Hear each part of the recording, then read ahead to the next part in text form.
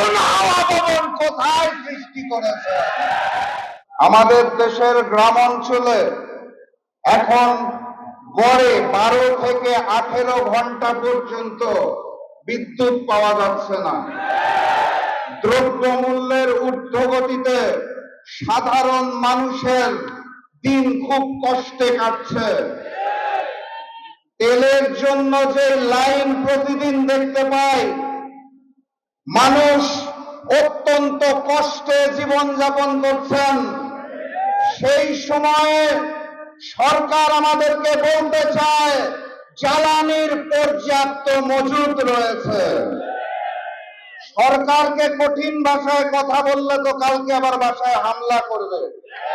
তাহলে সম্মানের সাথে, বিনয়ের সাথে বলতে হবে, মাননীয় প্রধানমন্ত্রী, মাননীয় স্বরাষ্ট্রমন্ত্রী, মাননীয় জ্বালানি মন্ত্রী, এতই যদি মজুদ থাকে তাহলে এত বড় লাইন কেন? এই মজুদ কোথায় রেখেছেন? নতুন হাওয়া ভবন কোথায় সৃষ্টি করেছে? সম্মানের সাথে বলা হয়েছে তো নাকি? আলহামদুলিল্লাহ। আর আজকের এই সমাবেশ থেকে স্পষ্ট ভাষায় জানিয়ে দিতে চাই, গণভোটের জনরায়ের আলোকে ওই জুলাই সনদ এই বিএনপি সরকার বাস্তবায়ন করবে না।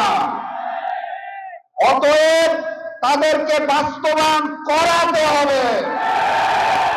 আর আমাকে যারা প্রতিদিন প্রতিনিয়ত হত্যার হুমকি দিচ্ছেন তাদেরকে স্পষ্ট ভাষায় জানিয়ে দিতে চাই, বাংলাদেশের মানুষের সাথে বেইমানি করে, দিল্লির সামনে মাথা নত করে আপনাদের মতো প্রতিদিন ধুকে ধুকে মরব না। আল্লাহ নির্ধারিত সময়ে মৃত্যুবরণ করব, তার আগে পর্যন্ত ইনসাফের জন্য লড়ব ইনশাআল্লাহ। সবাই লড়াইয়ের প্রস্তুত আছেন? আগামীর লড়াইয়ের প্রস্তুতি আছে? ইনকিলাব ইনকিলাব ইনকিলাব।